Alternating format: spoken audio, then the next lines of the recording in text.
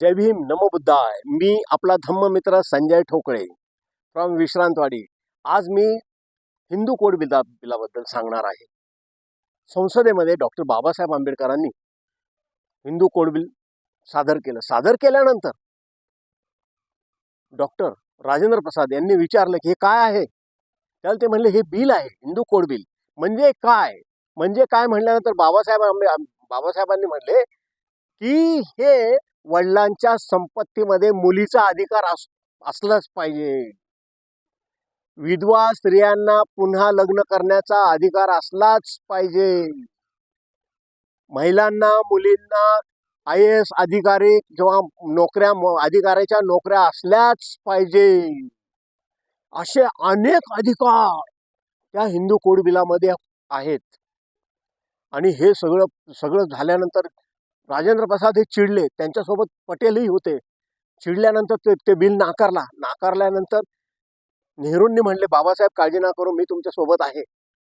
एवढं बोलून झाल्यानंतर काही दिवसांनी काँग्रेस अगदी वेगळी झाली आणि पंतप्रधान पद हे धोक्यात आलं. पंतप्रधान पद हे धोक्यात येताच नेहरूंनी बाबासाहेबांची दोस्ती सोडली आणि पटकन तिकडे गेले. तिकडे गेल्यानंतर ते पंतप्रधान झाले. बाबासाहेब आंबेडकरांनी ताबडतोब कायदा मंत्रीपदाचा राजीनामा दिला. कुणासाठी दिला हो? महिलांसाठी दिला. ह्या भारतातील महिलांसाठी दिला का बौद्ध महिलांसाठी दिला? बौद्ध महिलांसाठी नाही, भारतातील महिलांसाठी दिला. मग त्या हिंदू असो, मुस्लिम असो, ख्रिश्चन असो, कोणीही असो, त्या महिलांसाठी डॉक्टर बाबासाहेब आंबेडकरांनी राजीनामा दिला. दिल्यानंतर ते हिंदू कोड बिल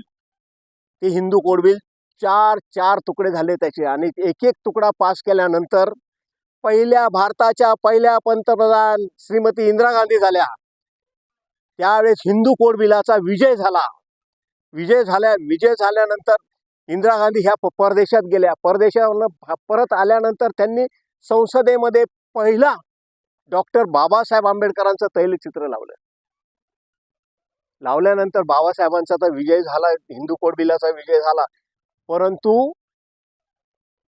मुख्यमंत्री जयललिता झाले हिंदू कोड बिलामुळे. मुख्यमंत्री अनेक महिला झाल्या हिंदू कोड बिलामुळे. बऱ्याच IAS झाल्या, IPS झाल्या. हिंदू कोड बिलामुळे महिलांना काय अधिकार मिळाले.